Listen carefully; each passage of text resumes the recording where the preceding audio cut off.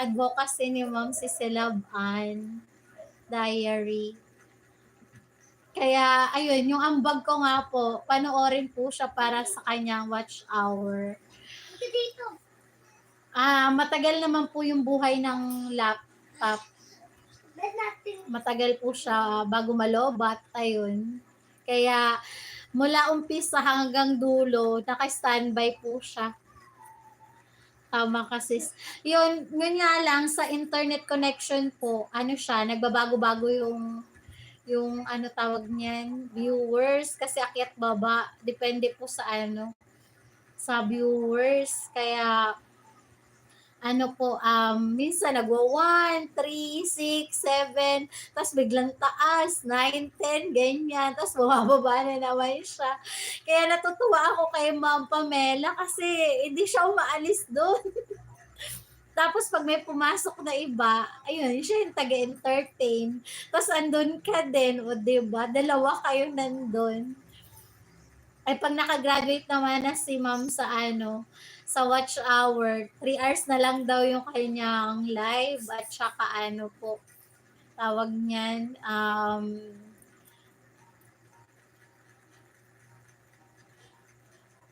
sana nga kayanin ko kasi ako lang mag-isa ngayon sa bahay. Hala siya. Magkapit bahay lang po ba kayo ni Ma'am Pam? Ni Ma'am Pamela?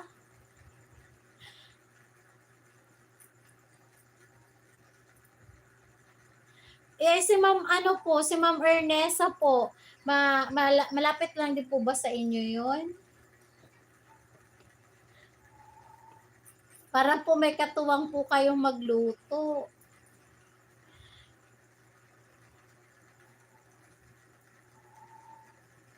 Ay, ang layo. Ang layo po nila sa iyo, Ma'am. Ayan. Baka pwede namang i-request kay Ma'am Cecilab Ann na kumuha ka ng kasamang magluto. Tapos, babayaran na lang. Dito po sa sa Nueva Ecija po. What happened? Gidi, you shared to kuya. Ko yung akin.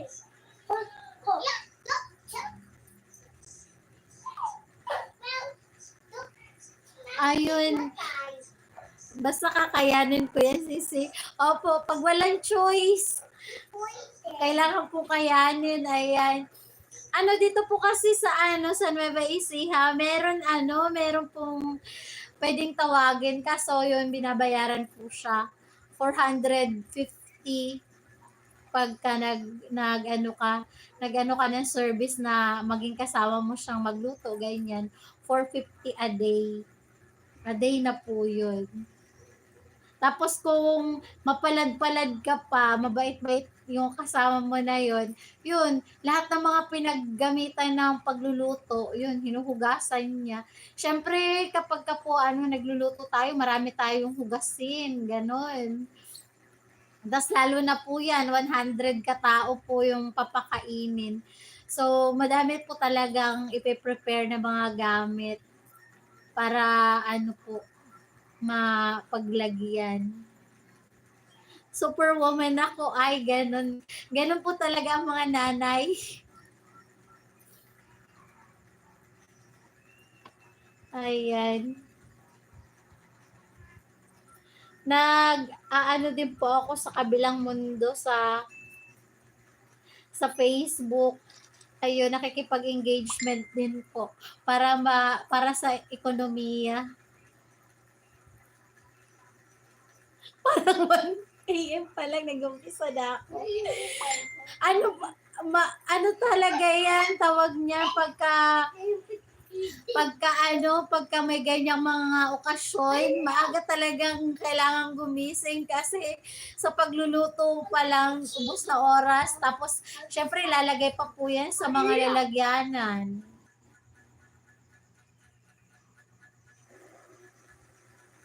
Walang tulugan talaga, tapos maghihiwa ka ng sangkap. Ganon po siya.